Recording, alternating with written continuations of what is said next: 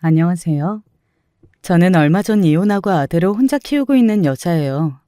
제가 이혼녀가 될 줄은 정말 몰랐는데 살다 보니 참 생각하지도 못했던 일들을 많이 겪네요. 저와 남편은 대학 시절 만난 사이입니다. 처음 만났을 당시 남편은 저의 학과에 새로 들어온 후배였고 저는 남편보다 2학년 위의 선배였어요. 저는 남편에게 첫눈에 호감이 갔습니다. 솔직히 처음 남편이 눈에 들어왔던 이유는 순전히 외모 때문이었어요. 남편은 누가 봐도 잘난 얼굴에 훤칠한 키, 떡 벌어진 어깨에 미소가 멋있는 사람이었거든요. 잘생긴 남편은 과에서 인기가 많았고 언제나 주변의 사람들이 득실거렸습니다. 처음에는 외모 때문에 친해지고 싶었지만 우연한 기회로 대화를 몇 번 나눠보니 생각보다 대화도 잘 통하고 사람이 참 긍정적이었어요. 같이 있으면 저까지 밝아지는 기분이었달까요? 그렇게 점점 호감이 커졌고 결국 저는 남편에게 제 마음을 고백하게 되었습니다. 그러나 남편은 저를 그저 아는 누나 정도로 생각하고 있었고 여자로 생각해 본 적이 없다고 대답했어요. 저와 사이가 어색해지고 싶지 않다며 고백을 거절한 후에도 이전처럼 친한 누나 동생 사이로 지내고 싶다는 남편에게 저는 애써 웃어 보였습니다. 그 뒤로는 남편이 원하던 대로 같은 학과 선후배이자 마음을 터놓고 지내는 친한 친구 사이로 지냈어요. 서로가 힘든 일이 생기면 고민 상담을 해주기도 하고 생일이면 선물을 챙겨주기도 하면서요. 한번 마음을 거절당하긴 했지만 사람 마음이 원하는 대로 움직이지는 않잖아요.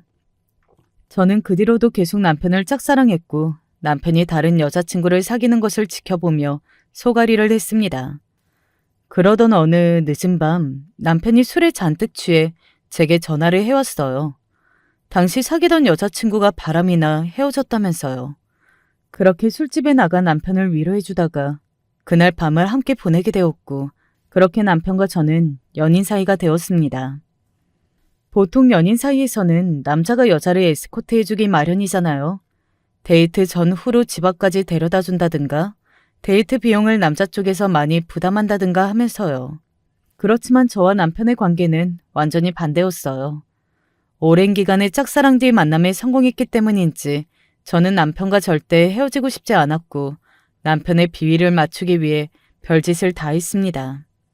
당시 남편은 대학을 졸업한 후 취업을 준비하고 있는 취업 준비생이었고 저는 이제 막 회사에 들어간 사회초년생이었어요.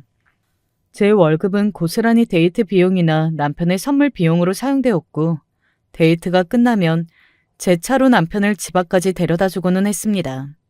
대학 동기들은 걔가 외모 잘난 거 말고 무슨 장점이 있냐며 넌 모르는 모양인데 걔 여자 진짜 많이 만나고 다녔다. 남자 얼굴값 하는 거 모르냐. 지금 네가 그렇게 헌신하는 동안 걔는 뒤로 여자 만나고 다닐지도 모른다며 저보고 정신 차리라 충고했지만 당시 저는 남편에게 푹 빠져 있었고 이 남자가 아니면 안 된다는 바보 같은 생각을 하고 있었어요. 그런 말을 들을 때마다 주변 사람들에게 남편에 대해 잘 알지도 못하면서 왜 그런 식으로 함부로 말하냐며 화를 냈고 그러다 보니 결국 제 주위에는 저를 위해주는 사람들이 하나둘 사라지기 시작했습니다. 그러나 남편은 정말로 바람을 피우고 있었어요. 상대는 남편이 다니던 영어 학원에서 만난 어린 여자였는데 심지어 그 영어 학원비를 제가 내주고 있었죠. 남편에게 어떻게 나를 두고 다른 여자를 만날 수 있냐 따지자 남편은 답답해서 숨쉴 구멍이 필요했다며 저와는 만나면 매일 취업 얘기에 주변 친구들 결혼 얘기에 부담되는 일 투성이었는데 그 여자와 만날 때만큼은 모든 걸 다 잊고 편해질 수 있었다고 하더라고요. 그런 남편에게 너무나 배신감이 들고 화가 났지만 남편은 한순간의 실수였을 뿐이다. 내 인생의 여자는 누나 하나라며 용서를 구했고 그런 남편과 도저히 헤어질 수 없었던 저는 결국 바보같이 남편을 다시 받아주었습니다. 그 뒤로도 저는 여전히 남편의 뒷바라지를 멈추지 않았어요. 지금 생각해보면 참 바보 같고 한심한 일이지만 제가 조금이라도 더 남편에게 도움을 주는 사람이 되어야 남편이 저를 두고 바람을 피지 않을 것 같았거든요.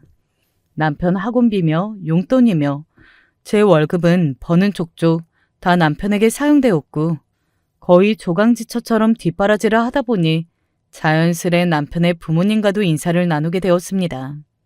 남편은 외동아들의 3대 독자라고 했는데 그래서 그런지 집에서 아주 왕자님처럼 자랐더라고요.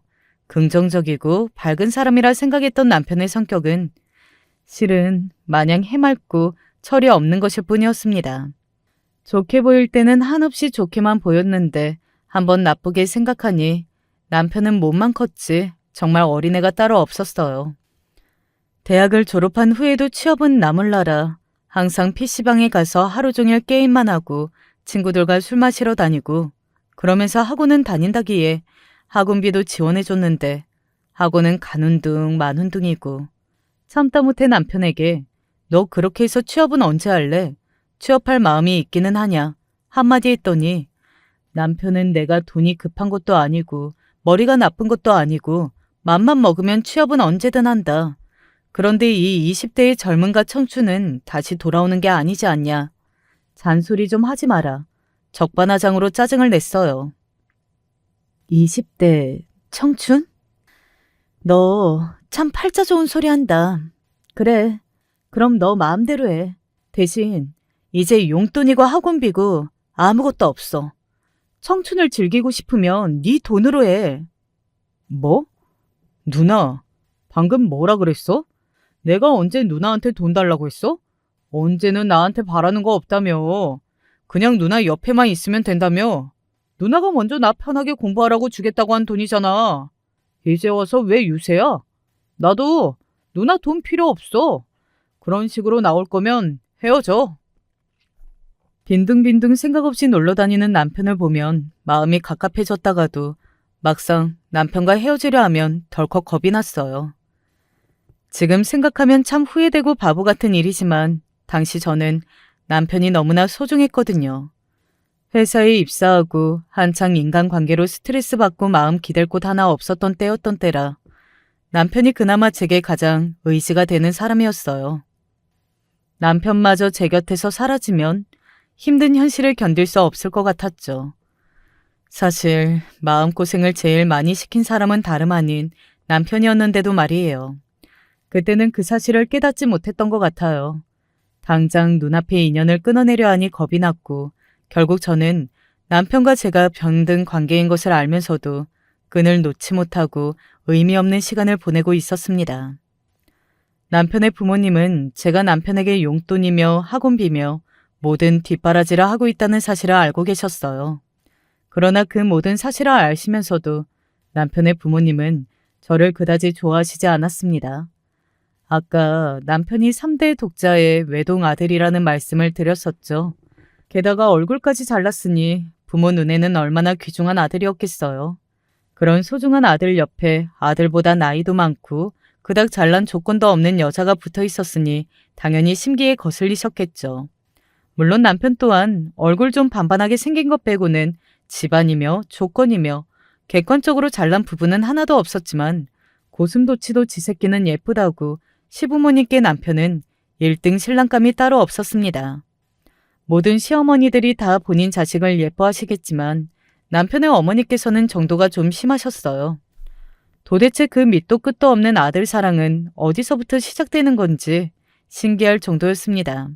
시어머니께서는 본인 아들은 대기망성형 인간이라며 나중에 분명 큰 사람이 될 거다.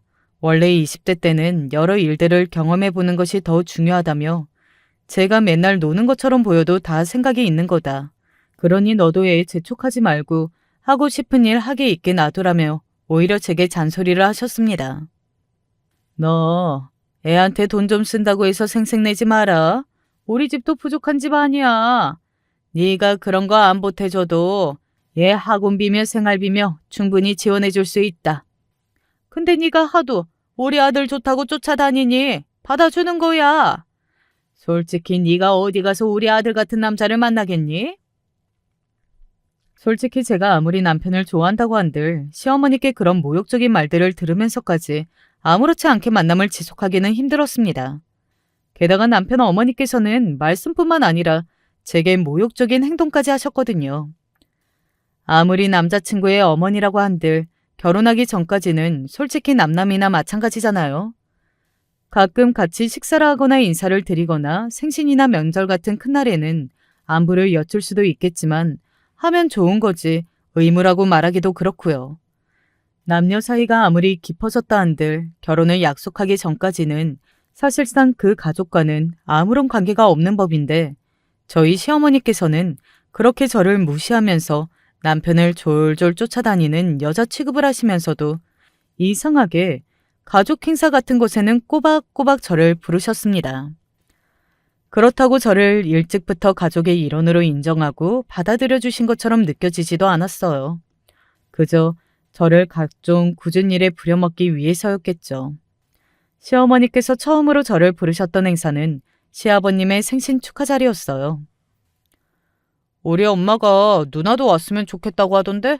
평소에 그렇게 툴툴대시더니 역시나 누나 생각하는 건 우리 엄마밖에 없다니까.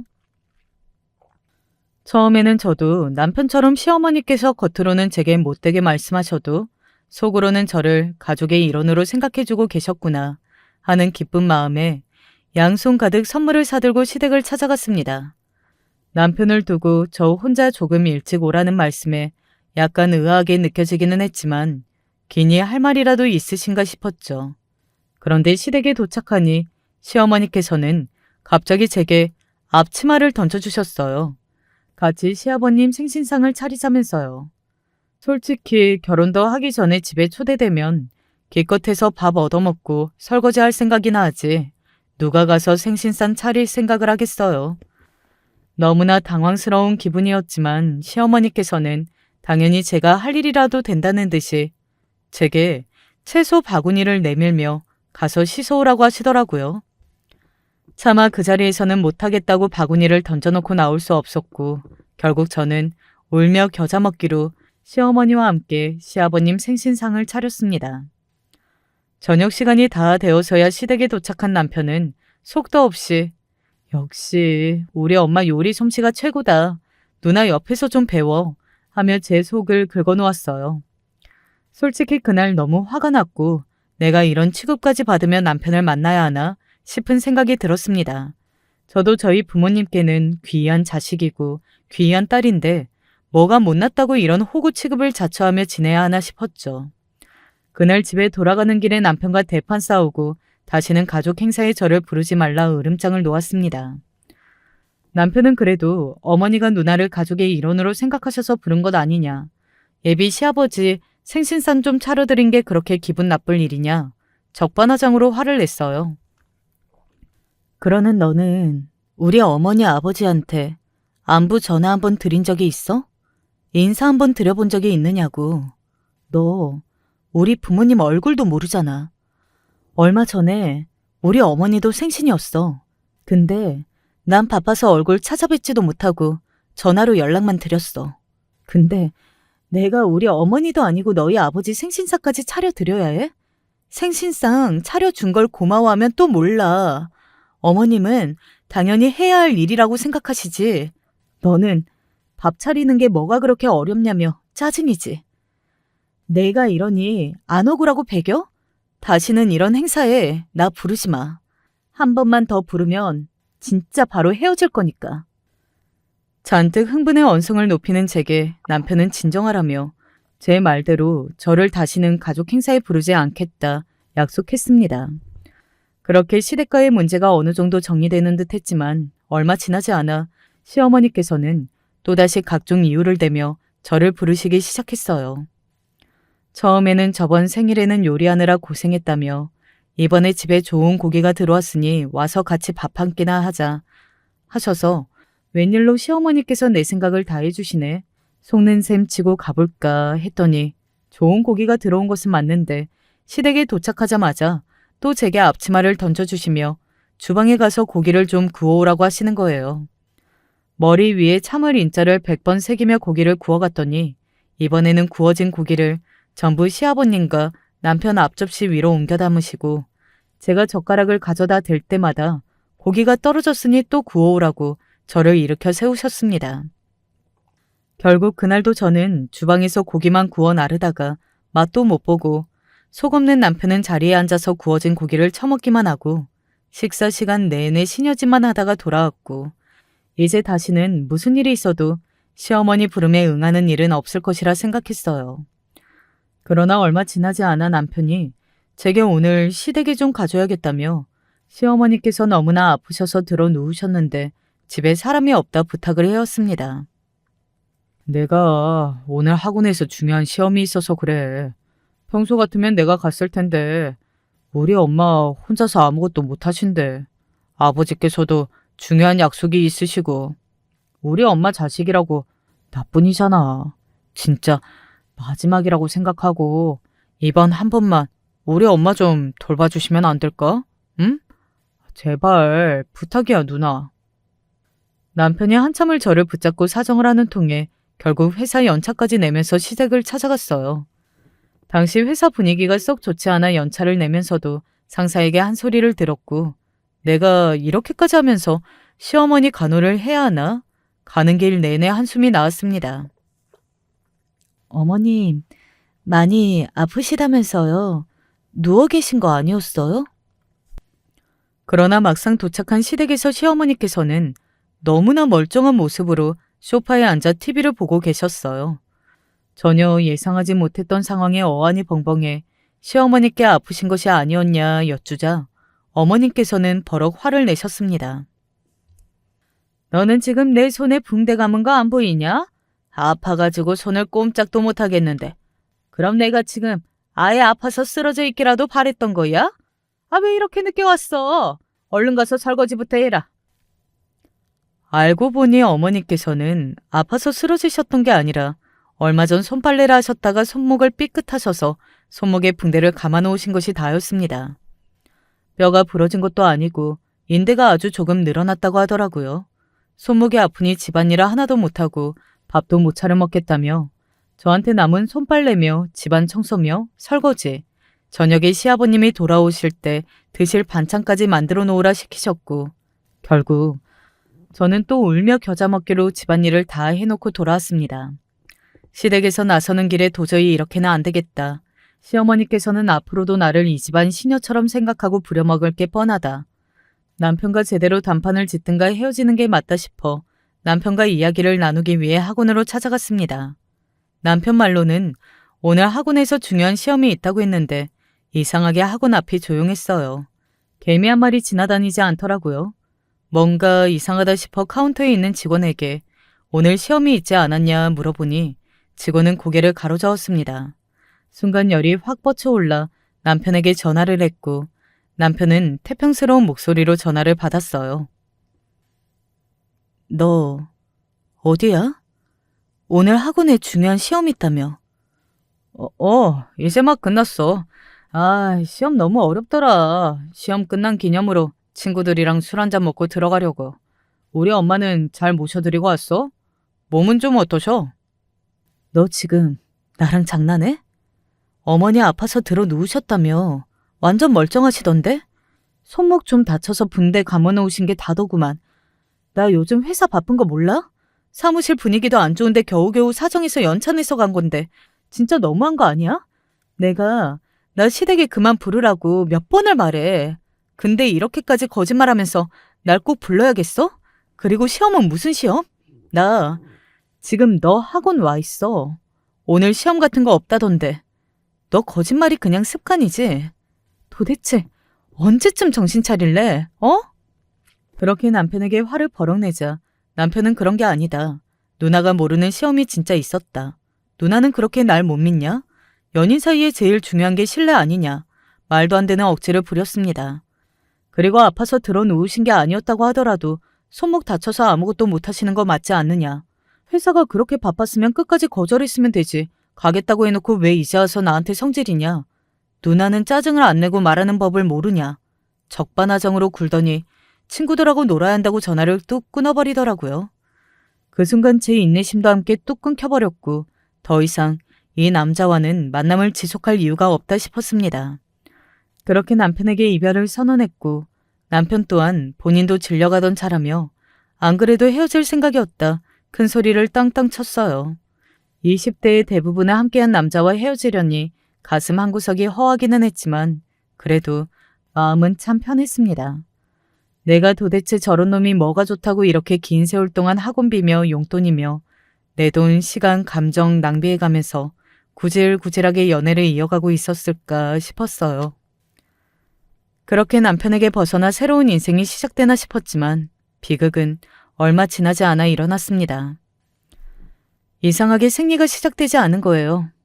저는 평소에 주기가 일정했던 편이라 이런 일은 거의 없었거든요. 불안한 생각이 머릿속을 스쳐 지나갔고 임신 테스트기를 사와 테스트를 해보니 선명한 두 줄이 떴습니다. 남편의 아이를 임신한 것이었고 정말 눈앞이 깜깜해졌어요. 피임을 했다고 한 건데 왜 이런 일이 일어났는지 하늘이 참 무심하게 느껴졌습니다.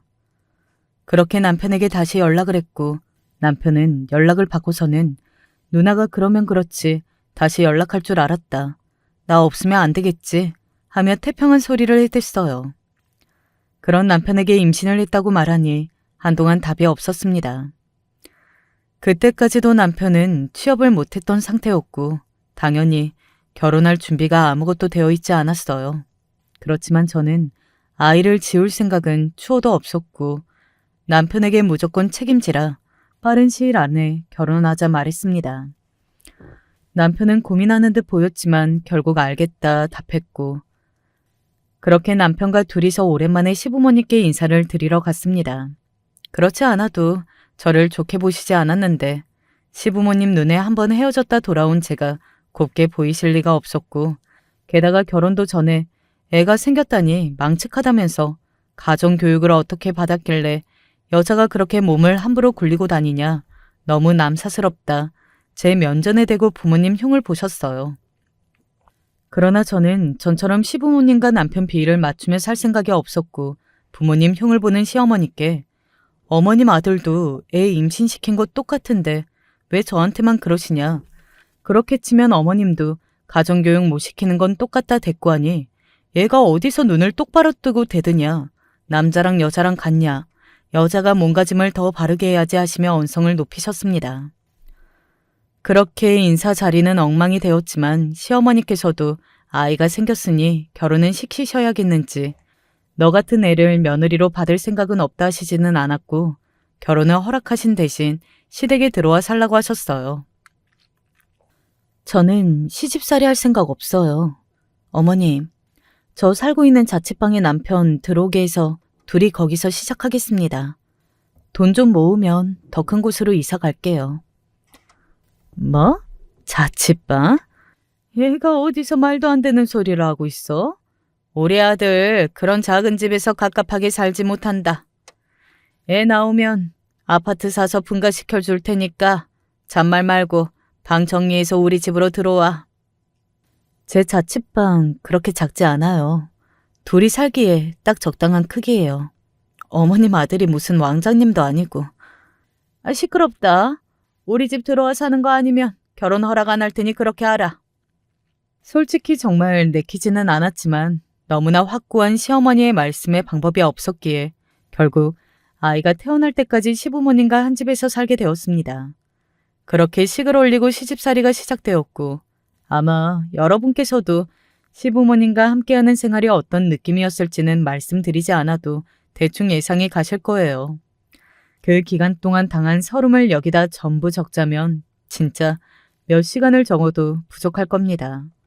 사람이 먹는 걸로 차별당하는 게 제일 서럽고 치사한 법인데 시어머니께서는 시댁에서 지내는 내내 먹는 걸로 저와 남편을 차별하셨어요. 임신 초기에 입덧이 너무 심해 제대로 먹을 수 없는 것이 과일밖에 없었습니다. 그 중에서도 그나마 잘 넘어간 것이 딸기였고 저는 아침부터 저녁까지 딸기만 달고 살았어요. 시어머니께서는 쟤는 하필 먹어도 비싼 과일을 먹는다면서 귤 같은 걸 잘 먹으면 얼마나 좋았냐면서 무슨 입이 저렇게 고급이냐 구박하셨습니다. 그렇다고 시어머니 돈으로 저에게 딸기를 사주시는 것도 아니었어요. 제 입에 들어가는 딸기는 전부 제 돈으로 샀거든요. 그러면서 시어머니께서는 모순적이게도 남편 입에 들어가는 것들은 뭐든지 다 고급으로 구매하셨습니다. 남편이 지나가는 말로 뭐 먹고 싶다 얘기만 하면 당장 나가서 제일 비싸고 좋은 걸로 사다 먹이셨어요. 우리 집 귀한 장손 잘 먹고 튼튼해야 한다면서요. 저는 입덧이 너무 심했기에 고기 같은 건 냄새만 맡아도 구역질이 날 정도였는데 남편이 고기가 먹고 싶다고 하니 냅다 삼겹살을 사오셔서 저보고 구우라고 하시더라고요. 어머님, 저 그렇지 않아도 고기 냄새만 맡아도 구역질을 하는데 저 배려해 주셔서 집에서 안 드시는 것까지는 바라지도 않아요. 근데 저보고 이걸 구우라니 정말 너무하신 거 아니에요? 저 임산부예요. 제 뱃속에 그렇게 끔찍하게 아끼시는 아들 자식이 자라고 있다고요. 누가 너 임산부인 거 모르냐? 임신은 너만 해봤니? 왜 이렇게 유세야? 나도 애 임신해봤고 애도 낳아봤어. 그거 입덧이 얼마나 힘들면 힘들다고 난리야. 그럼 허리 아픈 내가 주방에 서서 고기를 구우리? 그렇다고 너희 시아버지를 시키리? 우리가 무슨 네 아랫사람도 아니고 너 입덧 심하다고 우리 집에서 고기 하나 못 구워 먹냐? 그러니까 제가 그것까지는 바라지도 않는다고 말씀드렸잖아요. 그 잘난 어머님 아들은 손이 없어요, 발이 없어요? 본인이 먹고 싶으면 본인이 구우면 되잖아요. 하루 종일 바깥에서 뼈 빠지게 공부하다 온 애한테 그게 할 소리냐? 아휴, 됐다 됐어. 내가 구울 테니 꼴 보기도 싫으니까 그냥 방에 들어가 있어라. 온 집안을 가득 채운 고기 냄새에 저는 결국 참지 못하고 토악질을 했고 그 모습을 본 남편은 최소한 양심이라도 있었는지 그렇게 입덧이 심하면 고기 먹지 말아달라고 부탁을 하지 그랬냐며 당신 그러는 모습을 보니 나까지 입맛이 뚝 떨어진다. 젓가락을 내려놓고 저를 챙기더라고요. 그런 남편을 보고 시어머니께서는 불만이 가득한 얼굴이었습니다. 아이고, 제 엄살 때문에 우리 아들 공부하느라 고생했는데 고기 한 점 제대로 못 먹이겠네. 그거 나중에 다 괜찮아지게 되어 있어. 초반에만 좀 힘들지. 너도 저거 엄살 부리는 거 다 받아주지 마라. 버릇 나빠져. 제가 무슨 개도 아니고 버릇이 나빠진다니. 어쩜 사람을 그런 식으로 취급할 수가 있는 건지. 그 말을 듣는 순간 열이 뻗쳐 한마디 하려다가 구역질이 올라와 화장실로 뛰어가느라 결국 그날도 어영부영 지나가게 되었어요. 입덧이 좀 가라앉은 후로는 딸기 말고 다른 음식들도 어느 정도 잘 먹을 수 있게 되었지만 시어머니 차별은 거기서 끝이 아니었습니다. 보통 밥솥에 밥을 하고 나서 찬밥이 조금 남게 되잖아요. 저희 어머니께서도 저 어렸을 적에 항상 찬밥을 드셨던 기억이 있거든요. 어렸을 때는 어머니께서 찬밥을 좋아하신다는 말을 곧이곧대로 믿었었는데 나이가 좀 들고 나서야 어머니께서 찬밥을 좋아하시는 게 아니고 식구들에게 막 지은 따뜻한 밥을 먹이고 싶어서 그러셨다는 걸 알게 되었죠. 어느 가정집이 그렇듯 시댁에서도 찬밥이 자주 생기고는 했는데 그럴 때마다 시어머니께서는 본인이 아니라 제 앞에 찬밥을 놓으셨어요. 그러면서 하신다는 말이 임산부가 너무 뜨거운 걸 먹으면 아기가 놀란다나 뭐라나. 모든 음식을 적당한 온도로 먹어야 한다. 찬밥이 소화가 더 잘 된다면서 다 너 생각해서 일부러 찬밥을 주는 거다. 나도 찬밥 좋아하는데 너한테 양보하는 거다. 말도 안 되는 소리를 해대더라고요. 가끔 남편이 말도 안 되는 논리를 펼칠 때마다 도대체 이런 생각은 어떤 뇌구조에서 나올 수 있는 걸까 싶었는데 아무래도 시어머니를 닮아 그런 것 같아요. 처음 몇 번은 괜히 힘 빼기 싫어 그냥 주시는 대로 먹었지만 몇 번이고 반복되니 좀 짜증이 나더라고요. 어머님, 저도 따뜻한 밥 먹고 싶어요. 어머니께서 찬밥 좋아하시면 어머니가 드세요. 매일 찬밥만 먹으니 소화가 더 안 되는 것 같아요. 뭐? 기껏 너 생각해서 준 건데 도대체 뭐가 불만이야? 며느리가 돼서 시애미가 밥 차려주면 얌전히 먹을 것이지. 너는 매사에 도대체 왜 그렇게 불만이 많니? 안 그래도 소화가 안 돼서 밥도 조금씩밖에 못 먹는데 그리고 고기 냄새 역해서 밥 먹기 힘들어요. 어머님께서 차려주신다고 해도 항상 남편이나 시아버지 먹고 싶은 걸로만 차리시잖아요. 한 번이라도 제가 먹고 싶은 게 뭔지 물어보신 적 있으세요? 내가 네 엄마라도 되냐? 내가 무슨 네 가정부야? 네가 먹고 싶다는 걸로 차려서 대령하게. 이게 임신했다고 도대체 어디까지 요새를 떠는 거냐? 결국 저는 수저를 내려놓고 자리에서 일어났고 날이 갈수록 스트레스가 심해져만 갔습니다. 먹는 것만 문제였다면 그나마 나았겠지만 문제는 이뿐만이 아니었어요. 시어머니께서는 보험 설계 일을 하셨습니다. 대부분 보험 설계사분들이 나이가 좀 있으신 아주머니 분들이 많잖아요. 보통은 집에서 살림하시며 어느 정도 부업 개념으로 하시는 분들이 많은 걸로 알고 있었는데 시어머니께서는 제법 본격적으로 일을 하셨어요. 처음에 시어머니께서 우리 집안도 돈 없는 집안 아니다. 굳이 네가 용돈이며 학원비며 줄 필요 없다고 저한테 큰소리 떵떵 치셨다고 했던 말 기억하고 계시나요? 그 말이 마냥 허풍은 아니었는지 시어머니께서는 돈을 꽤 잘 버시는 것 같았어요. 어머니께서는 언변이 좋으시기는 했거든요. 말도 안 되는 억지를 잘 부리셔서 그렇지 영업적으로는 타고난 분이셨어요. 동네 아주머니들을 매번 휘몰고 다니셨고요. 동네 아주머니들 모임이 있었는데 그 모임에서 대장 노릇을 하셨습니다. 모임 아주머니들이 전부 시어머니를 통해 보험을 드셔서 회사에서 실적 1, 2위를 다투셨어요. 저희 친정 부모님도 결혼하고 시어머니를 위해 보험 몇 개를 들어주셨고 저도 마찬가지였고요. 시어머니께서는 그 모임을 이끌고 다니시며 분기마다 여행도 다니시고 다 같이 모여 식사도 하시곤 했습니다. 모임의 대부분은 가정주부분들이셨는데 구성원이 자주 바뀌는 것 같더라고요. 평범한 친목 모임이라면 구성원이 바뀔 일이 별로 없을 텐데 그 점은 조금 의아했습니다. 시어머니께서 저에게 그 모임과 관련된 이야기도 잘하지 않으셨고 모임에 저를 데려가려고 하시지도 않았기에 그저 동네 아주머니들끼리 친목 다지고 거기서 보험 영업도 하시고 그러는 자리겠지 정도로만 생각했어요. 그러던 어느 날 모임이 있다며 나가신 시어머니께서 저보고 집에 있는 가방을 가지고 모임 자리에 나오라고 연락을 하신 거예요.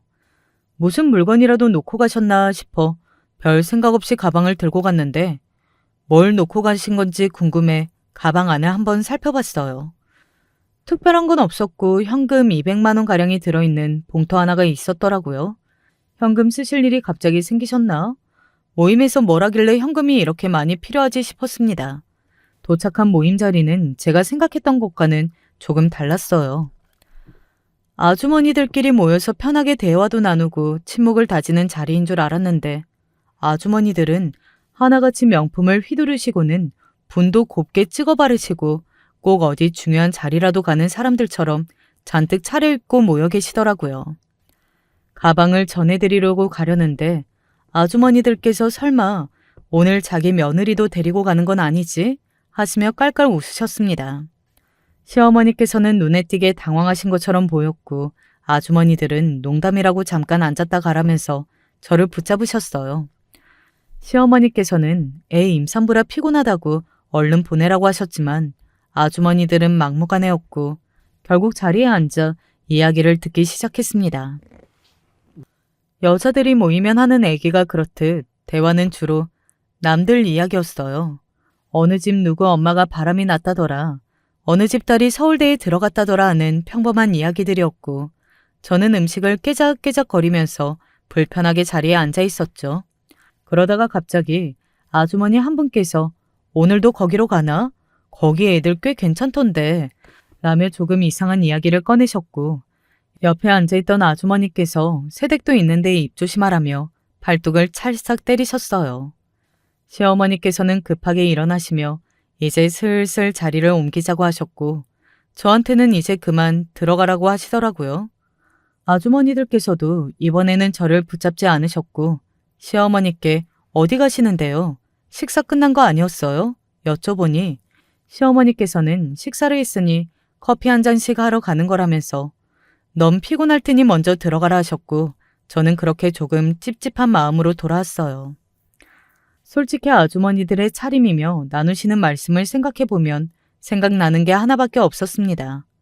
생각해보니 그냥 동네 친목 모임이라기엔 시어머니께서 모임 때마다 지나치게 화려하게 꾸미고 나가셨던 것 같고 멤버가 너무 자주 바뀌는 것도 이상했고요. 시어머니께서 아무리 말씀을 잘하고 화통한 성격이라고 한들 그 모임에 있는 모든 사람들이 시어머니에게 그렇게 보험을 다 들어줬다는 사실도 조금 이상하게 느껴졌어요. 분명 무언가가 있다는 생각이 들었지만 제가 할 수 있는 것은 아무것도 없었고 더군다나 점점 배가 불러오고 있던 상황이라 다른 것에 신경 쓸 겨를이 없었습니다.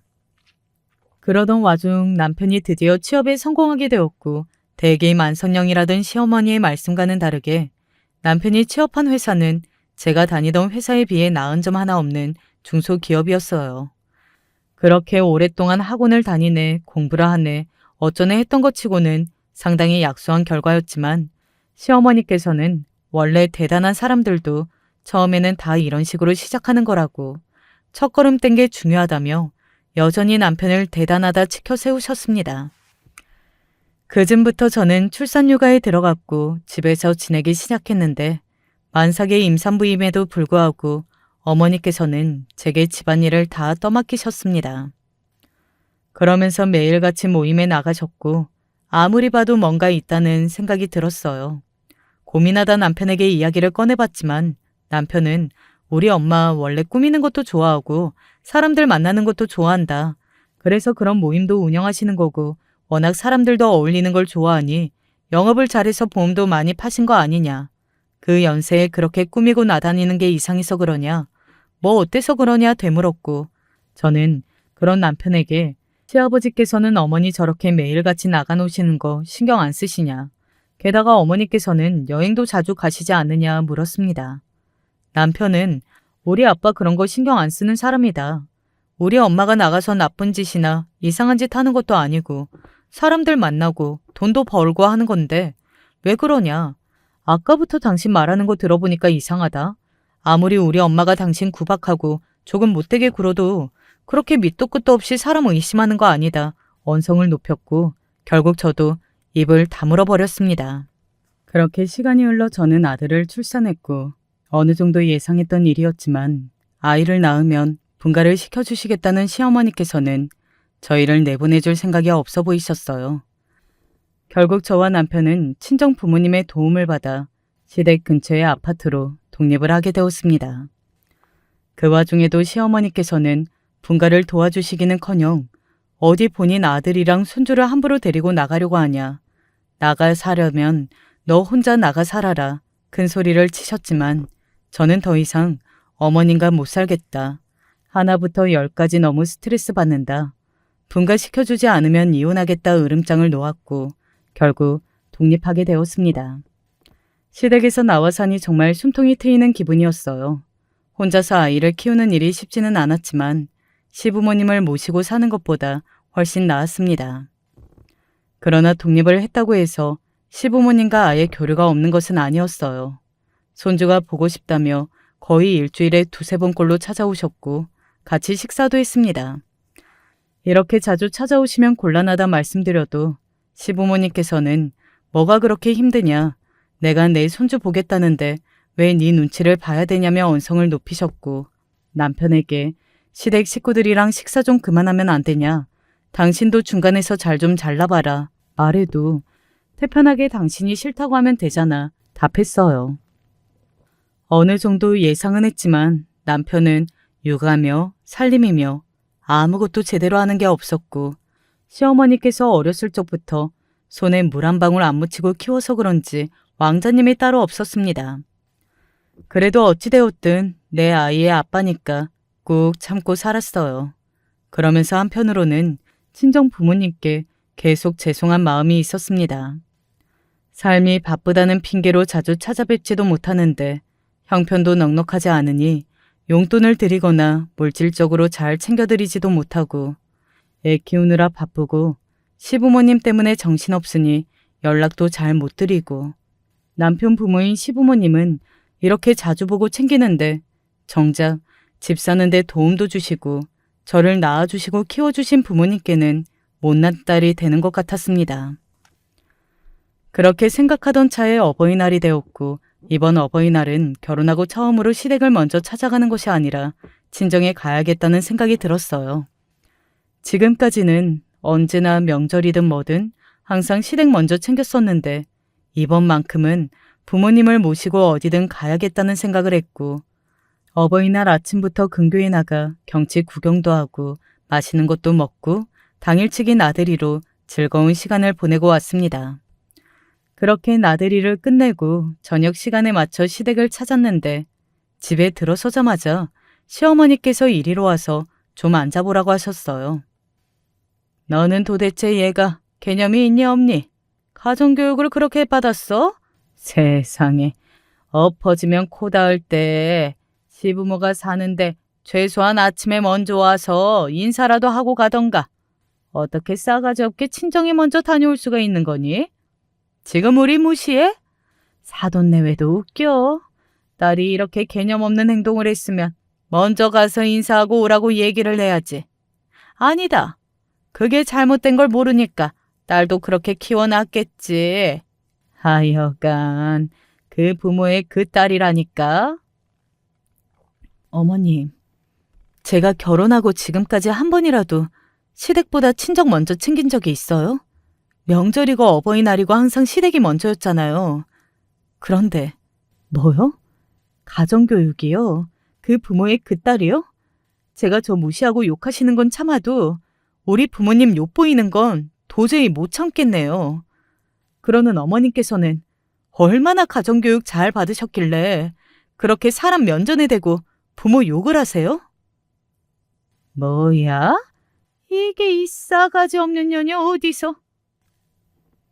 시어머니께서는 제 뺨을 두어 연달아 내리치셨고 충격에 눈앞이 핑핑 돌았습니다. 순간 너무나 서러워서 눈물이 터져 나왔고 내가 뭘 그렇게 잘못했나 싶었어요. 상황이 그렇게 되니 사람이 악에 바치게 되더라고요. 어머님, 그렇게 돈 많다고 자랑하시더니 저희 집 구할 때 한 푼도 안 보태주셨잖아요. 저번에 그 가방 안에 있던 현금은 어디다 쓰신 건데요?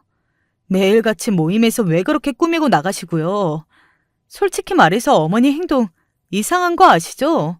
평범한 친목 모임도 아닌 것 같고 아주머니들이랑 남자라도 만나러 다니시는 거 아니에요? 동네 아줌마들한테 남자 붙여주고 보험 팔아먹으시는 거 아니냐고요.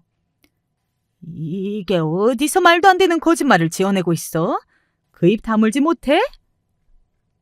제 입에서 나온 말에 시아버지와 남편 모두 경악한 표정이었어요. 더는 어머니 같은 사람이랑 엮이고 싶지도 않고 어머니 좋은 마음으로 모실 자신도 없으니 그냥 인연 끊고 살겠다. 그리고 남편에게도 어머니랑 인연 끊을 자신 없으면 이혼하자. 애는 내가 키우겠다고 하고 아이를 데리고 시댁을 나와버렸습니다. 그렇게 혼자서 집에 돌아가는데 서러움이 몰려왔어요. 아침까지만 해도 오랜만에 부모님 모시고 나들이 나가서 하하 호호 즐겁게 웃고 부모님 웃는 얼굴을 보면서 마음 따뜻해지고 그래 아무리 내 삶이 바빠도 이렇게 자주 모시고 나와서 나들이도 하고 얼굴 보고 지내야지 생각했었는데 언제나 본인들보다 내 걱정 먼저 해주시며 요즘 힘든 일 없냐고 물어봐 주시던 아버지 얼굴이 생각이 나 더 눈물이 났습니다. 그렇게 아버지께 전화를 걸어서 그간 있었던 일들과 오늘 일어난 일, 뺨을 맞은 얘기까지 다 쏟아내면서 한참을 울었어요. 갑작스레 들은 전화에 가만히 듣고 계시던 아버지께서는 데리러 갈 테니 기다리고 있으라 말씀하셨고 한달음에 운전해서 저를 데리러 오셨습니다. 그렇게 아버지 차를 타고 친정으로 향했어요. 집에 도착한 남편은 저와 아들이 집에 없으니 그제서야 연락을 해왔고 진짜 나랑 이혼하자는 거냐? 우리 엄마 길길이 날뛰고 있다. 어디서 그런 말도 안 되는 소리를 하냐? 우리 엄마가 어딜 나가서 남자를 만나냐? 아무리 엄마가 밉다고 해도 그렇지 그런 헛소문을 퍼뜨리냐? 화를 냈습니다. 저는 그런 남편에게 어머니랑 인연을 끊던지 아니면 이혼할 건지 결정됐을 때만 연락하라는 말 한마디만 남기고 전화를 끊어버렸어요. 옆에서 전화를 함께 듣고 계시던 아버지께서 그게 무슨 말이냐 물어오셨고 저는 조금 망설이다가 시어머니 모임 이야기를 아버지께 모두 말씀드렸습니다. 모든 이야기를 들은 아버지께서는 그거 그냥 넘길 일이 아닌 것 같다며 안 그래도 요즘 불법 접대 업소를 대대적으로 단속하고 있다면서 혹시 시어머니께서 모임을 주로 어디서 가지냐고 물어오시더라고요. 사실 저희 아버지께서 형사시거든요. 이전까지는 심증은 있었지만 물증은 없었기에 굳이 아버지께 시어머니에 대해 알릴 생각을 하지도 않았었고 아무리 믿고 싫어도 시어머니니까 혹시 범죄에 연루되어 잡혀 들어가면 큰일이니 신고할 생각 자체를 못했었죠. 그렇지만 상황이 이렇게 된 마당에 못할 게 뭐가 있나 싶어 시어머니께 자주 가던 식당을 알려들었고 그렇게 며칠이 흘렀습니다. 우리 엄마 경찰에 잡혀갔어. 당신 설마 장인어른께 말씀드린 거야? 우리 엄마가 뭔 잘못을 했다고 잡아가냐? 당신 진짜 이렇게까지 해야겠어? 나 당신같이 무서운 여자랑은 못 살겠다. 우리 그냥 이혼하자. 갈라서자고. 며칠 만에 전화해서 한다는 말이 니네 엄마 걱정이야? 넌 네 아들은 걱정도 안 돼? 그래, 나도 바라던 바야. 나중에 딴 말이나 하지 마. 너 같은 남자랑은 도저히 못 살겠으니까 갈라서. 그리고 아들은 내가 키울 거야. 너같이 형편없는 아빠 밑에서 애가 잘 자랄 리가 없으니까. 뭐? 당신 방금 뭐라 그랬어? 니네 엄마? 어디서 시어머니한테 버릇없게. 이제 이혼하는 마당에 뭐가 시어머니야. 너랑 이혼하면 나랑 완전 남남인 아줌마지. 내가 생사람 잡았겠어? 니네 엄마가 뭔가를 잘못했으니까 잡혀간 거겠지. 경찰 조사 달게 받고 잘못한 거 있으면 죗값 치러야 될 거 아니야. 그리고 넌 진짜 아들한테 관심이 하나도 없구나. 너 스스로 아빠라는 자각은 있니? 길길이 날뛰는 남편을 상대해주기도 지쳐 나한테 성질내서 뭘 할 거냐. 이혼 서류 보낼 테니까 도장이나 찍고 나한테 다시 연락하지 마라 전화를 끊었고 그날 저녁 집으로 돌아오신 아버지께서 사건의 경위를 말씀해 주셨어요. 아버지께서는 제게 시어머니의 이야기를 전해 들은 뒤로 상부에 보고를 올려 제가 말씀드린 식당을 조사했고 그 모임의 뒤를 밟아 불법 업소를 발견하셨다고 해요. 제가 예상했던 대로 시어머니께서는 동네 아주머니들을 모아서 젊은 남자들이 접대를 하는 불법 업소를 알선하는 모임을 하고 계셨던 거예요. 그리고 그 모임 구성원들에게 대가로 주기적으로 보험을 팔아오셨던 거고요. 카드 기록을 남길 수 없으니 모든 돈은 현금으로 지불했고 모임 구성원들이 주변 사람들에게 소개를 시켜줘서 점점 모임 멤버도 많아지고 사람이 자주 바뀌었던 것이었습니다. 당연히 그 모든 일들이 세상에 까발려졌으니 시어머니께 보험을 들었던 사람들은 전부 보험을 해지했고 저와 부모님도 마찬가지였습니다.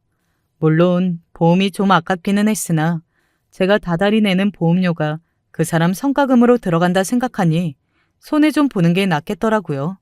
다른 사람들도 저희와 같은 생각이었고 실적 1, 2등을 다투던 자칭 보험왕 시어머니는 그렇게 형편없이 몰락하게 되었습니다.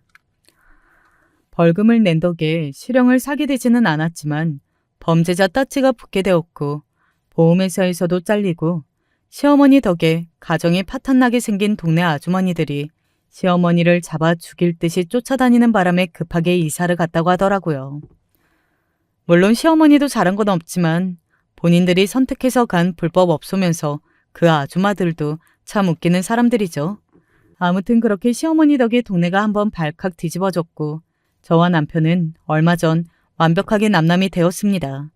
처음에는 그렇게 단호하게 이혼하자고 큰소리 떵떵 치던 남편이 막상 만나 이혼 도장을 찍을 때는 다시 한 번만 생각해보면 안 되겠냐. 우리 엄마가 그동안 좀 너무하긴 했다. 어떻게 내가 내 아들을 안 보고 살 수 있겠냐. 앞으로라도 좋은 아빠가 되도록 노력하겠다며 살살 눈치를 보길래 이제 와서 무슨 소리냐. 너희 엄마가 너무하기는 했어도 너도 마찬가지다. 너도 진짜 최악의 남편이자 최악의 아빠다. 너 같은 남자랑은 다시 살 생각이 없다며 못을 박았고 저는 지금 친정 부모님의 집에서 아들과 지내고 있습니다. 얼마 후면 육아휴직이 끝나는데 회사 복귀 준비도 하고 아들 유치원도 알아보고 아들과 둘이 나갈 살집도 찾아보느라 아주 바쁜 나날들을 보내고 있어요. 처음 아들의 임신 소식을 알았을 때는 참 세상이 원망스러웠는데 지금은 저를 보고 웃어주는 아들만이 유일한 삶의 낙이라니 참 역설적이게 느껴집니다. 어찌되었든 이제라도 그 집과의 연을 끊게 되었으니 다행이죠. 아무리 미운 남편이라 하더라도 한때는 살 부대끼고 살았던 사람인데 아직도 마음이 조금 안 좋기는 합니다. 그렇지만 마음이 약해져서는 안 되는 거겠죠. 남자 얼굴 뜯어먹고 사는 거 아니라는 주변 사람들 말을 진작부터 들었어야 했는데 사람이 겪어봐야 아는 거라는 말이 딱 맞네요. 어찌되었든 그 잘생긴 얼굴을 저희 아들에게 물려주었으니 그거 하나만은 고마운 일입니다.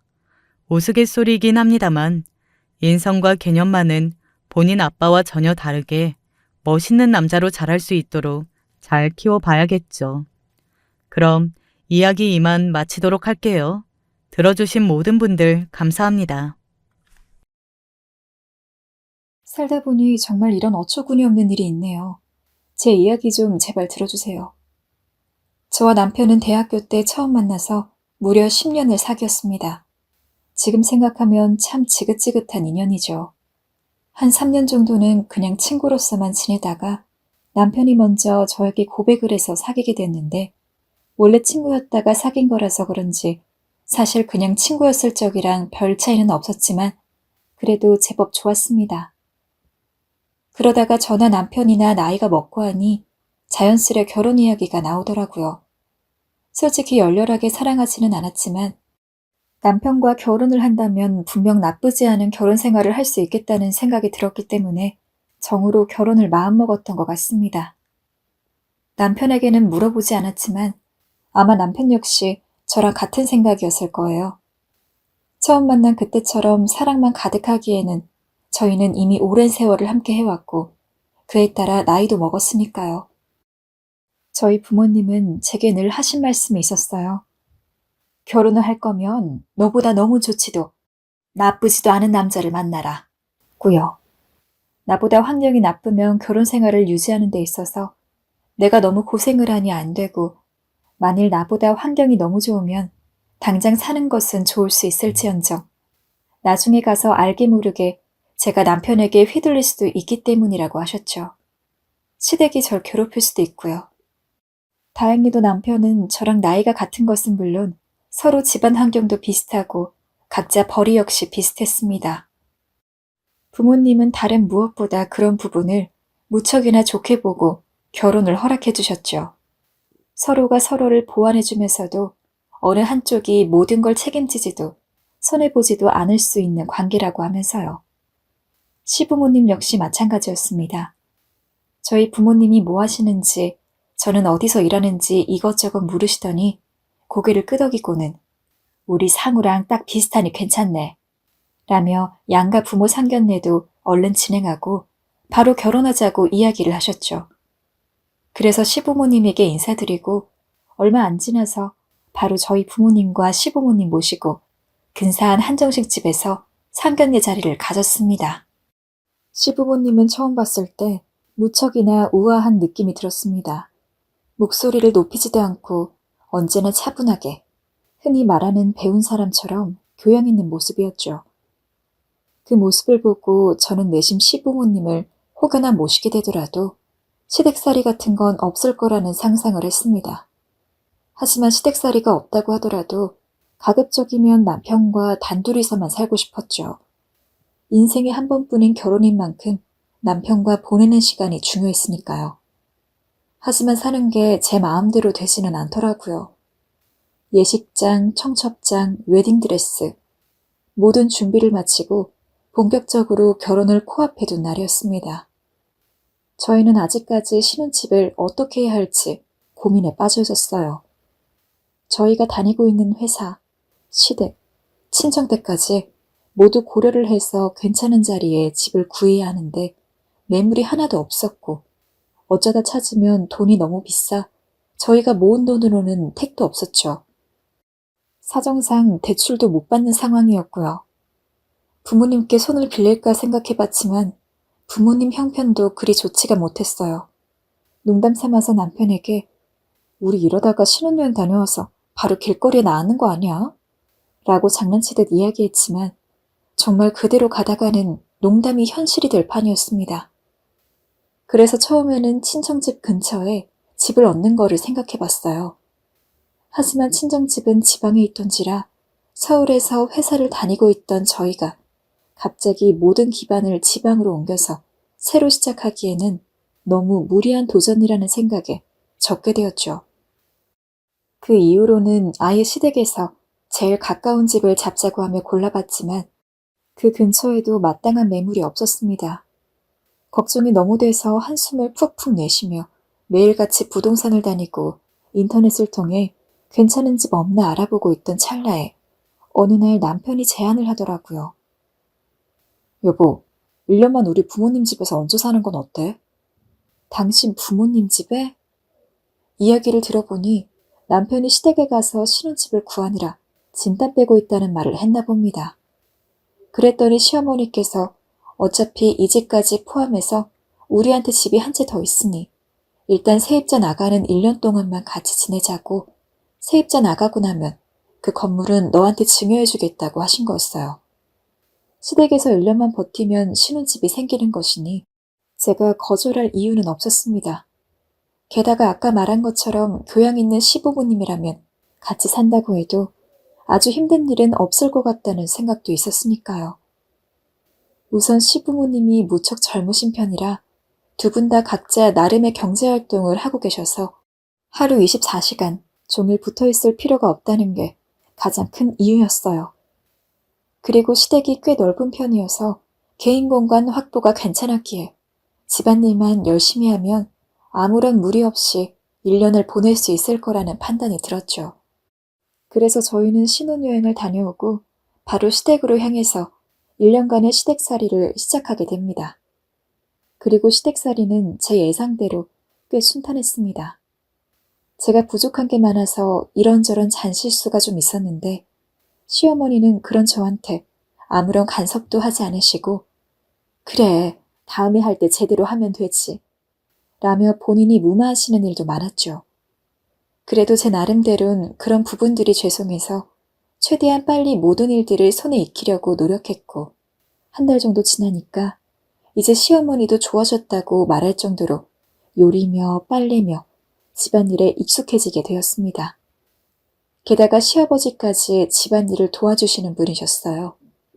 전반적으로 저희 시부모님 나이대의 어른들 같은 경우는 남자는 바깥 일을 하고 여자는 집안일을 하는 게 보편적이라 남자가 손에 물만 묻혀도 대노하며 뭐라고 하는 일이 많다고 알고 있는데 시아버지는 결혼 초반부터 시어머니와 함께 이런저런 살림을 하는 것이 익숙하다고 하시더라고요.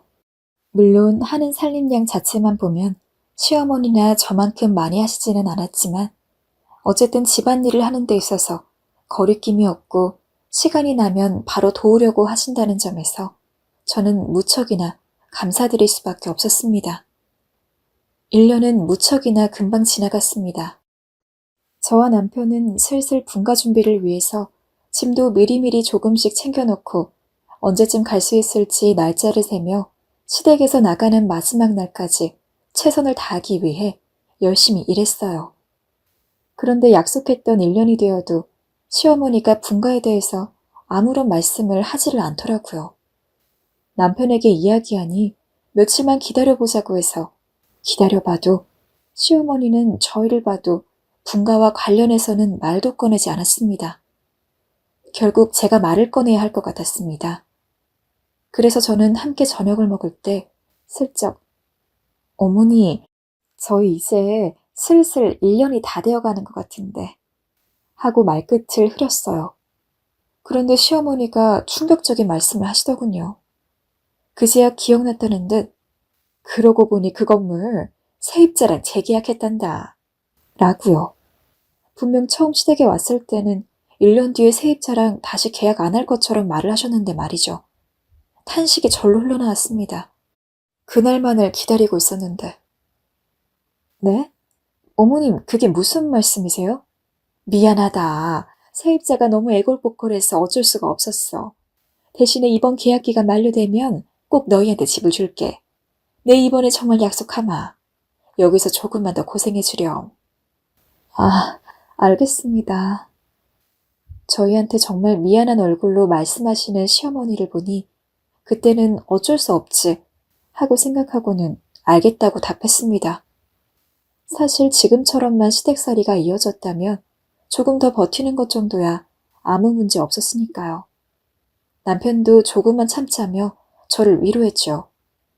하지만 평화로울 것 같던 시댁살이는 제가 첫 딸을 낳은 기점으로 점차 사라지기 시작했습니다. 아이는 되도록 빨리 낳자고 이야기를 했던 터라 시댁살이를 하면서도 애를 가지는 것에 대해서는 제법 신경을 썼는데 그 덕분인지 아이가 생각보다 빨리 들어섰습니다. 첫 2달 정도는 시어머니를 도와 집안일을 하고는 했지만 이후 배가 부르고 나서부터는 입덧부터 시작해서 온몸이 뒤틀릴 정도로 너무 아픈 나머지 정말 손 하나 꼼짝 못하고 침대에 누워있는 것조차 힘겹다고 느껴지다 보니 시어머니에게 무척이나 죄송스럽게도 저는 집안일에서 아예 빠지게 되었죠. 어머니, 제가 집안일을 못하니까 저희 부부 생활비로 청소해주는 아주머니 부를게요. 어머니도 힘드신데 혼자지 마시고 좀 쉬세요. 아무래도 같이 하던 집안일을 시어머니 혼자 한다는 게 영 마음에 걸려 말씀드렸지만 시어머니는 다른 사람 손에 집을 맡기는 건 생각도 안 해봤다며 그냥 본인이 하는 게 편하다고 물으셨습니다. 하지만 어느 날 시어머니가 빨래를 하시면서 뭐라 중얼거리는 말이 들려 가까이 귀를 대보니 제 얘기도 있더라고요.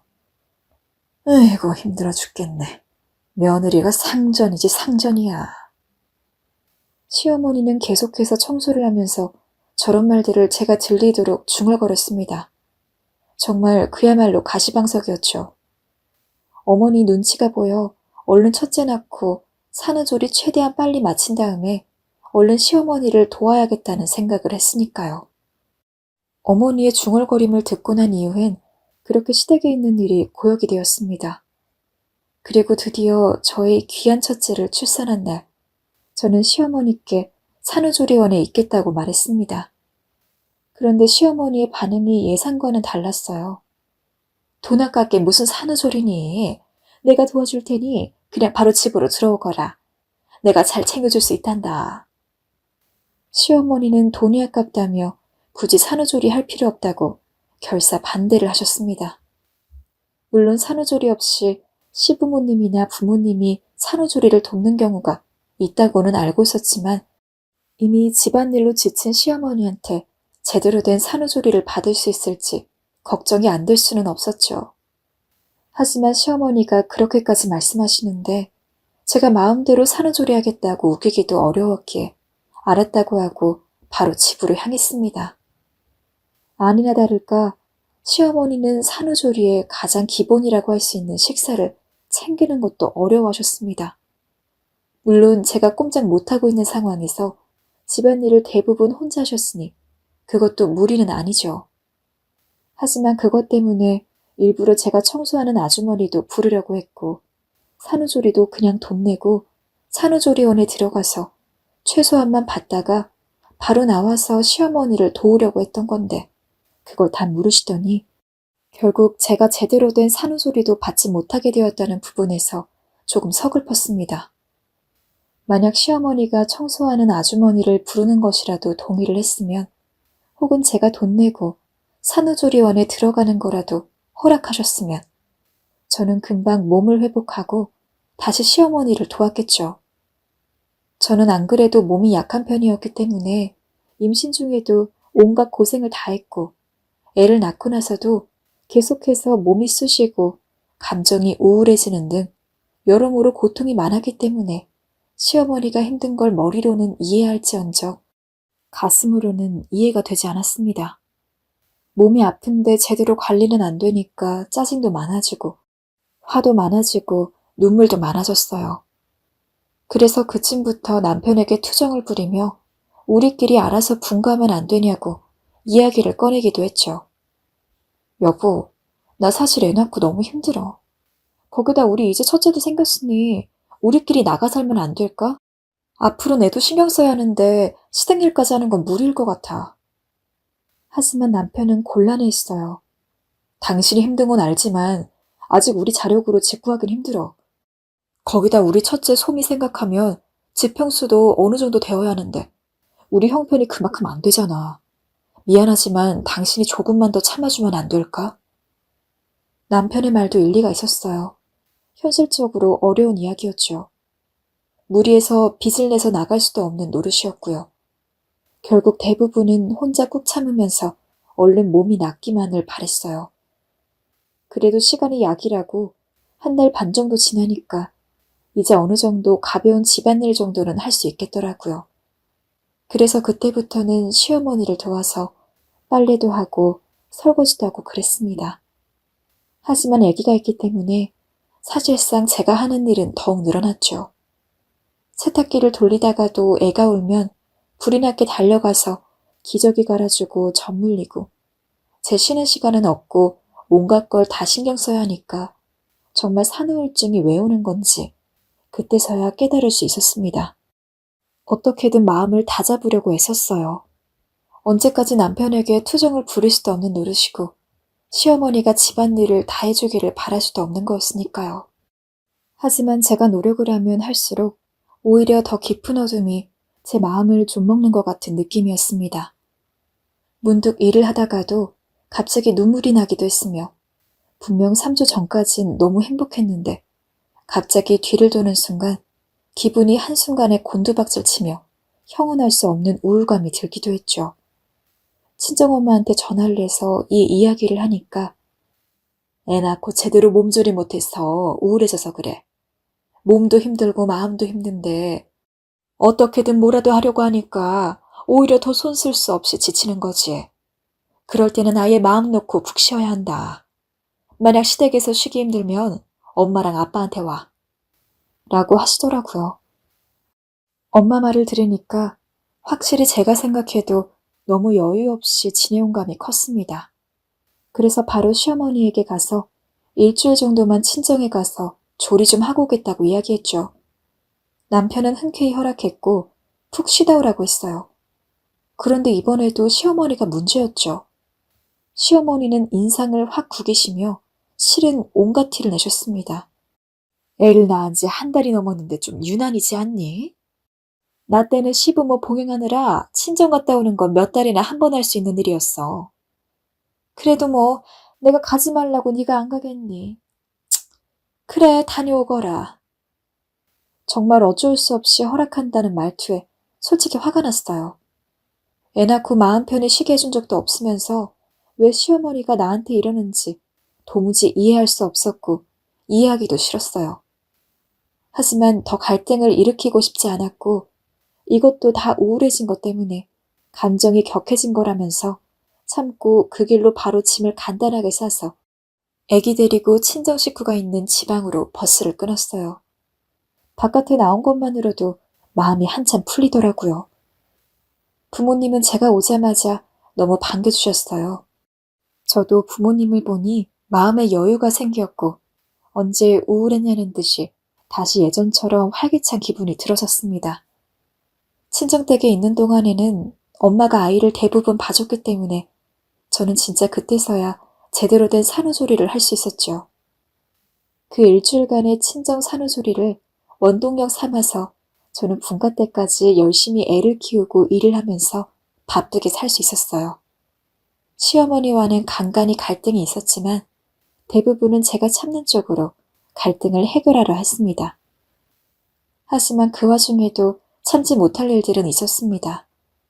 저희 시어머니께선 아끼는 피아노가 한 대 있으셨어요. 어머니의 피아노 사랑은 좀 유별나셨어요. 젊었을 적 음대를 가고 싶으셨는데 못 가셨던 한이 깊어서 그러신지 피아노를 매일 직접 닦고 매만지는 일이 어머니의 하루 일과였습니다. 그러던 어느 날 어머니께서 잠깐 낮잠을 주무시는 사이에 제가 피아노를 대신 닦게 되었어요. 어차피 어머니께서 청소하실 거였으니 제가 대신 해드린 거였죠. 그런데 청소를 대충 다 마쳤을 쯤에 갑자기 낮잠에서 깬 어머니가 절 방으로 부르시더니 버럭 화를 내시는 거였어요. 무슨 일이세요? 너, 이 피아노 만졌니? 네? 네. 제가 청소를 한다고 닦았는데요. 그럼 닦기만 해야지 물건을 여기다 두면 어떡하니? 피아노 상할 뻔했잖아. 상황을 보니 제가 피아노 위에 잠시 걸레를 올려놓았는데 깜빡하고 그걸 치우지 못하고 다른 방으로 가 청소기를 돌린 것이었어요. 저는 일단 서둘러 황급히 사과를 드렸습니다.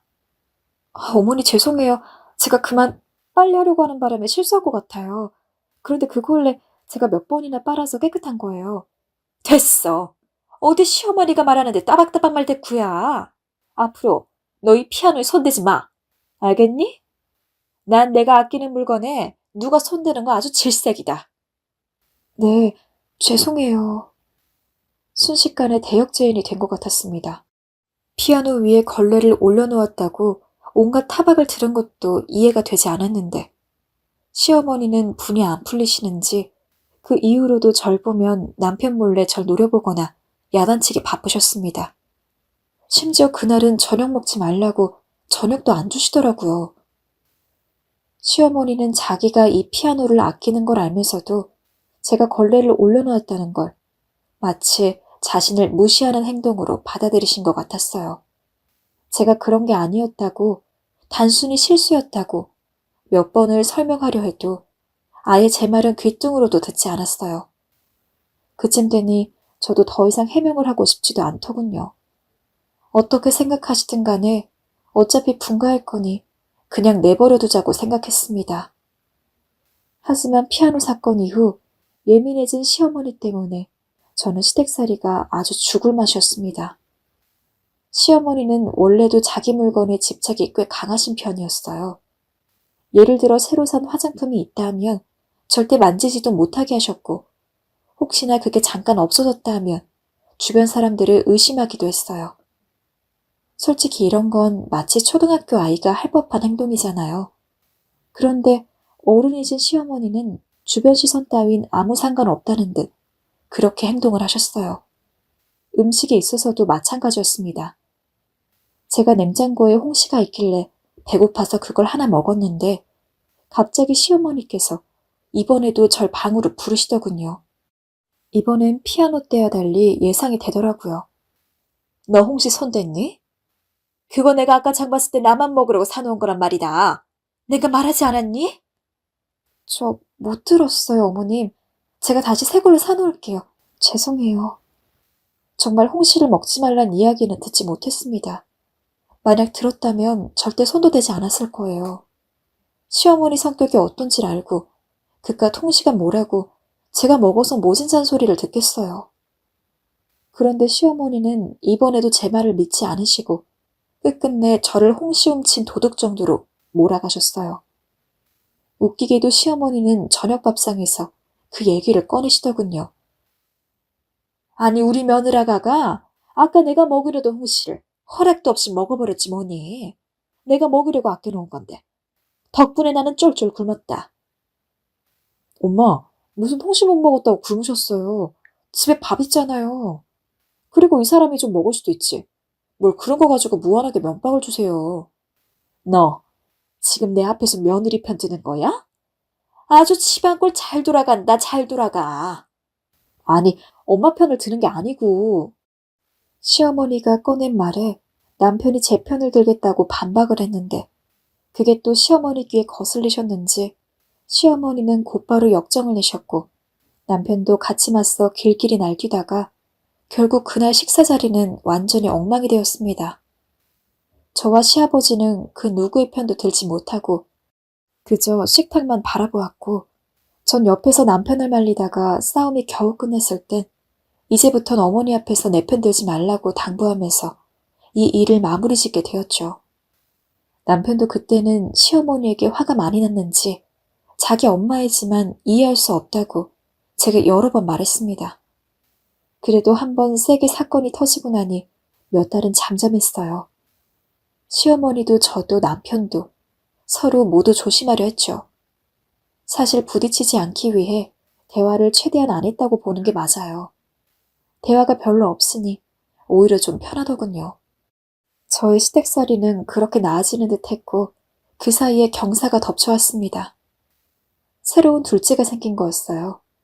원래 아이는 둘 정도로 생각하고 있던지라 저와 남편은 무척 기뻐하면서 그 순간을 만끽했습니다. 당시 저는 아직 낳지는 않았던지라 한참 배가 불러 있었던 때였습니다. 만삭일 때는 가급적 쉬는 게 좋긴 하지만 첫째 때 경험이 있는 만큼 이전보다는 조금 더 집안일에 보탬이 될 수 있었어요. 하지만 둥근 배 부여잡고 첫째를 돌보며 집안일까지 하던 제게 또 청천벽력과 같은 소식이 들려왔습니다. 바로 시어머니가 저희를 주기로 했던 집의 세입자와 또 계약을 진행한 거죠. 아니 엄마가 살게 준다고 해서 우리도 신혼집 안 보고 있던 건데 계속 이런 식으로 재계약만 하면 어떡해.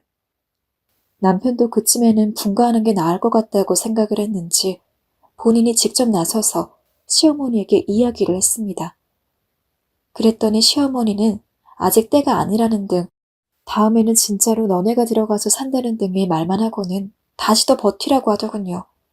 아니 엄마 2번째예요. 뭐가 때가 아니에요. 정말 너무하신 거 아니에요? 시어머니는 남편에게 아무 말 없이 돌아섰습니다. 며칠간 입을 꾹 다무셨고 어쩔 수 없었다는 말만 반복했어요. 저희가 무슨 힘이 있었겠습니까? 남편이나 저나 정말 이번이 마지막이라는 생각을 가지고 시댁에서 버텨야죠.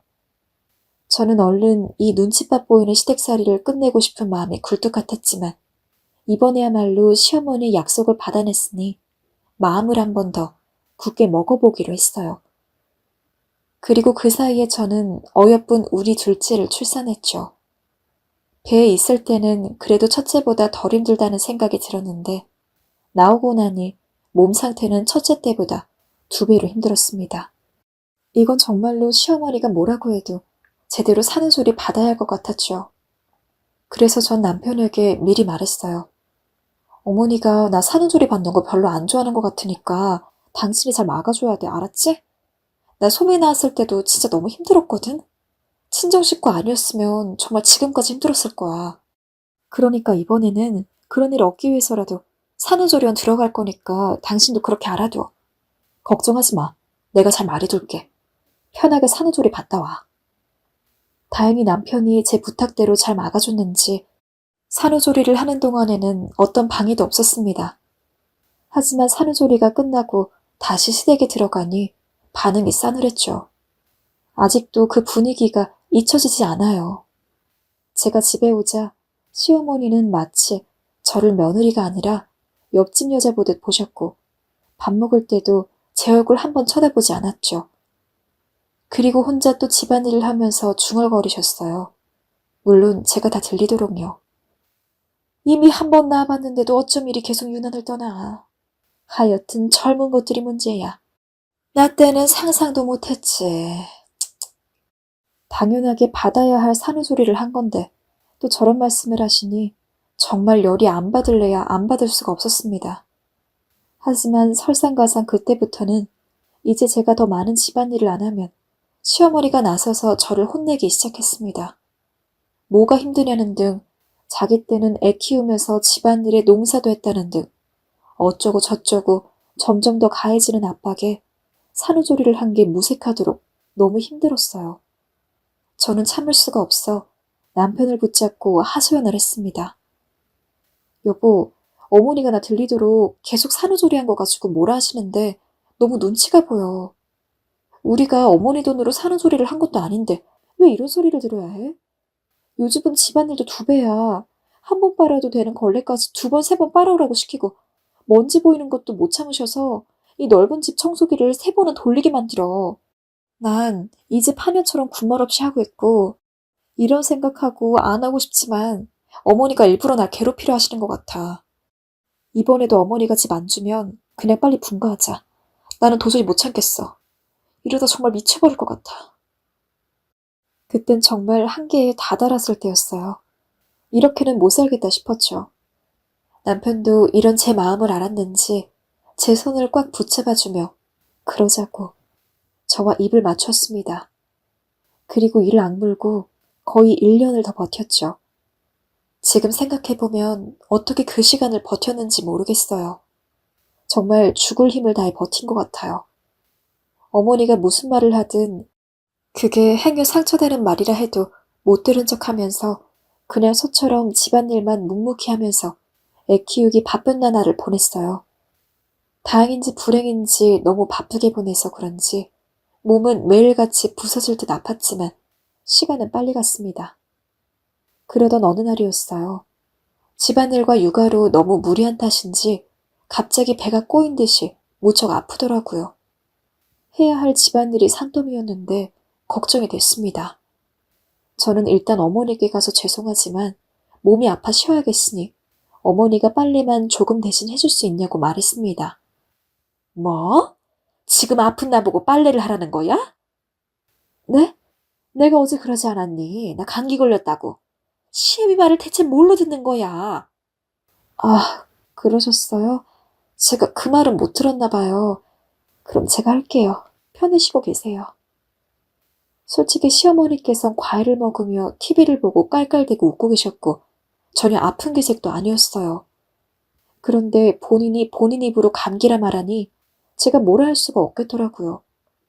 결국 제가 어떻게든 하자는 심정으로 세탁실로 걸음을 옮겼어요. 그리고 일이 벌어졌죠. 눈앞이 핑그르르 돌면서 그 다음은 기억이 나지 않아요. 눈을 떠보니 병실이었고 남편이 절 걱정스레 보고 있었어요. 무슨 일이야? 당신 난소 무르게 터지면서 출혈이 발생했대. 그게 복강에 퍼져서 복통이 생긴 거고 많이 아팠지. 남편의 말을 들으니 상황이 이해되었죠. 제가 왜 그리 아팠는지요. 그리고 저는 부인과 검사를 받았고 수술 없이 자연치유를 지켜보자는 의사의 의견을 듣곤 집에 갈 수 있었어요. 부인과 검사는 너무 고통스러워서 신음소리가 절로 나왔지만 옆에 있는 시어머니의 뚱한 표정을 보니 그걸 보는 게 더 신경 쓰이고 괴로웠습니다.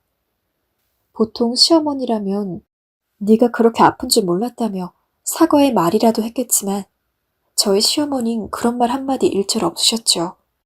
오히려 집에 가는 내내 응급실에서 나온 비용을 계속 들먹이며 왜 이렇게 병원비가 비싸냐고 중얼거리셨습니다. 아니 60만 원이 말이 되니? 무슨 하루에 이 돈이 나와. 엄마, 이 사람 아프니까 그런 말 좀 그만하세요. 무럭에 터졌다잖아요. 그런 검사를 받아봐야 하고 그러니 돈도 그만큼 나온 거겠죠. 아, 왜 이렇게 자꾸 돈 얘기만 하세요? 사람이 다치고 아프면 먼저 아픈데 괜찮냐 물어보셔야 하는 거 아니에요? 잘났다 잘났어. 의사도 괜찮다고 하는데 뭘 나까지 또 걱정하니? 유난스럽게. 치유될 거라고 하잖아. 그냥 냅두면 되는 거야. 내가 뭘 그리 잘못했다고 야단이야? 그런 너는 뭘 얼마나 잘했다고.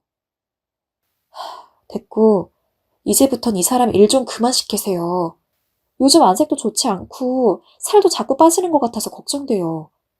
요즘 육아며 뭐며 잠도 제대로 못 자는 사람이에요. 집안일까지 하기는 무리라고요. 아니면 청소해주는 사람을 따로 쓰던가요.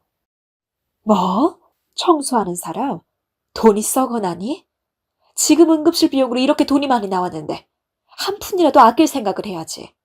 어쩜 니들은 이렇게 경제관념이 없는 거니? 돈을 무슨 물 쓰듯 쓰려 해. 그럼 엄마는 아픈 이 사람 데리고 또 청소를 시키겠다는 거예요? 먼지구덩이 집에 살아도 좋으니까 청소 안 해도 된다고요. 내가 시키긴 뭘 시켜. 최소한 며느리가 해야 할 일 하는 거야. 내 때는 시어머니 말이라면 죽으라면 죽는 신용이라도 했어. 고작 배 좀 아픈 거 가지고 야단은. 대화를 듣고 있자니 정말 한숨이 절로 나왔습니다. 그러는 시어머니께선 조금만 아파도 한밭병원에 가서 침 치료며 온갖 한약을 지어 드시면서 제가 이 돈이 나왔다 하니 그게 불만이신 거였죠. 이런 일까지 겪으니 그 이후론 정말 시어머니를 향한 정이라곤 한 톨도 남아있지 않게 되었습니다. 얼른 분가만을 꿈꾸게 됐죠. 얼마나 분가를 바라고 있었는지 일주일 이상을 분가하는 꿈을 꾸기도 했습니다. 하지만 그러면서도 마음은 정말 힘들었는지 일어나고 나면 눈물로 베개가 흠뻑 적셔져 있기도 했습니다. 그리고 바로 얼마 전이 계약 기간이 만료되는 날이었습니다. 이쯤 되면 예상하시겠지만 시어머니는 또 계약을 진행했죠. 올해 부동산 정책이 나왔을 때부터 다주택자 세금이 많이 나오니까 이제야말로 저랑 남편이 들어가서 살 때라면서 당장이라도 줄 것처럼 온갖 사탕 발린 말을 다 하시더니 결국 그 말은 어떤 게 되고 다른 사람한테 다시 집을 내줬다는 게 어이가 없었습니다.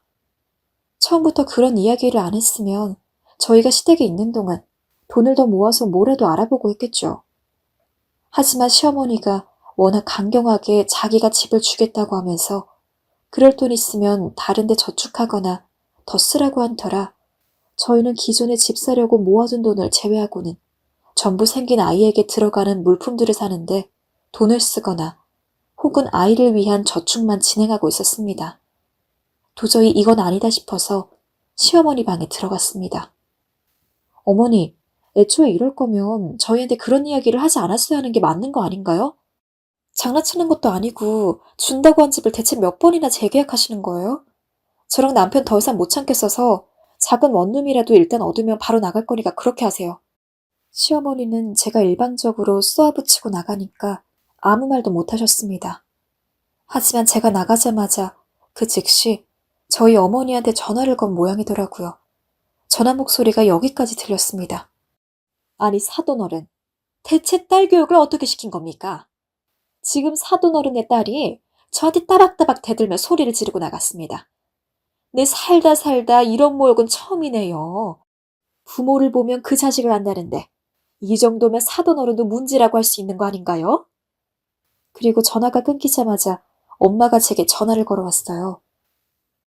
대체 뭐라고 했길래 사돈어른이 나한테 이리도록 화를 내면서 전화를 하니?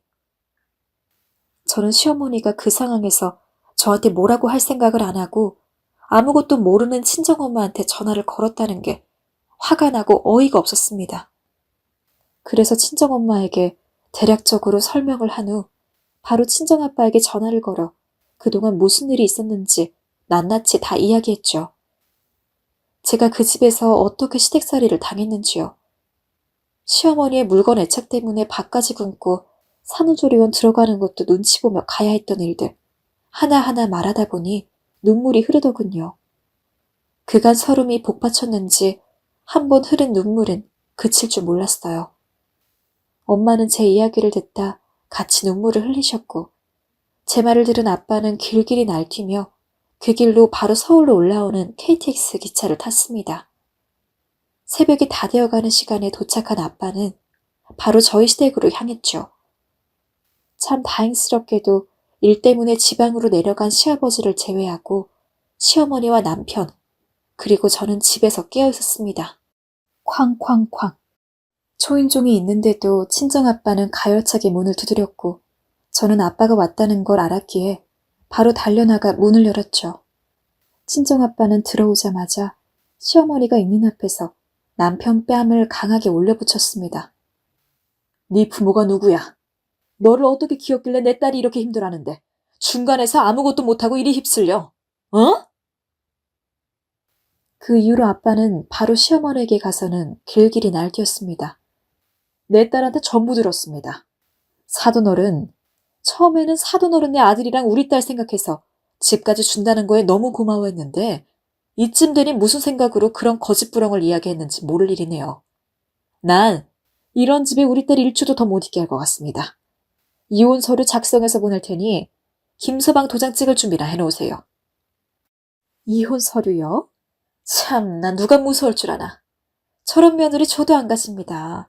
눈치도 없고 행동도 느리고 집안일도 트럽게 못하는 며느리를 누가 갖는답니까? 데려가셔요. 꼴도 보기 싫으니까. 뭐라고요? 지금 말 다 했습니까? 참나, 뭐 찰난 집안이라고 유세는. 내가 얘 데리고 살면서 얼마나 참아줬는지 알아요? 제 하는 짓 참다가 화병으로 약까지 먹을 지경이었어요. 얼른 데리고 가셔요. 나도 더 이상 우리 집안에 저런 며느리게 두기 싫으니까. 다시 말해보세요. 아빠는 시어머니의 말에 더 화가 나셨고 이쯤 되자 저도 상황이 더 커질까봐 두려워져선 어떻게든 아빠를 말려 겨우 아빠를 끌고 밖으로 나갔죠. 그리고 저희 남편이 뒤따라 나왔습니다. 장인어른 죄송합니다. 제가 중간에서 잘 조율했어야 했는데 못했습니다. 정말 죄송합니다. 남편은 계속 사과했지만 아빠는 화가 많이 나셨는지 남편에게 눈길도 주지 않고 저를 차에 태웠습니다. 그 뒤로 저는 친정아빠 손에 이끌려 친정 식구 집에서 지내게 되었습니다. 아이들 역시 모두 데려왔죠.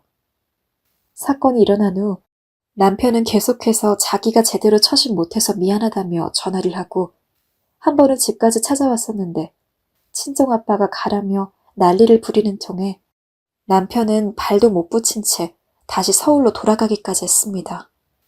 그리고 어떻게 설득을 했는지 시어머니 돈으로 작은 월세방에 들어가 살면서 이번 계약이 끝나면 진짜로 저랑 남편에게 집을 넘겨주기로 약속을 받았다면서 한 번만 용서해달라고 남편이 연락을 취했습니다. 사실 저는 남편에게 화가 나기보다는 시어머니에게 화가 난지라 시어머니만 안 보고 살 수 있다면 이전처럼 남편과 결혼 생활을 하는 것에 있어서는 아무런 의의가 없었는데 친정아빠는 아주 강하게 그냥 이혼을 하자고 요새는 이혼은 흠도 안 된다고 합니다. 물론 아빠 마음은 이해가 되지만 저는 이혼까지 가고 싶지는 않으니 나중에는 다시 남편이랑 가서 살긴 할 건데 과연 남편과 결혼 생활을 유지하면서 시어머니 얼굴을 보지 않을 수 있을지 정말 시어머니가 이번에는 약속을 지키고 저희한테 집을 줄지가 걱정입니다. 사실 집은 안 줘도 되니까 그냥 시어머니 얼굴만 안 보고 살 수 있으면 좋겠어요. 하지만 나중 가면 남편이 왠지 이쯤 됐으니 용서하자는 식으로 저를 꼬드길 것 같기도 하고 먼 일이지만 벌써부터 걱정이 되네요. 어떤 식으로 이야기를 해보는 게 좋을까요? 각서라도 받아야 할까요? 이런저런 생각이 많아지네요. 친구들도 딱히 해결책을 모르겠다고 하고 답답한 마음에 여기까지 글을 쓰게 됐는데 부디 좋은 의견이 있다면 알려주세요. 꼼꼼히 다 읽어보고 잘 처신해 보도록 하겠습니다. 지금까지 구구절절한 사연 들어주셔서 너무 감사하고 여러분의 앞길엔 평안한 날만이 가득하길 바라겠습니다.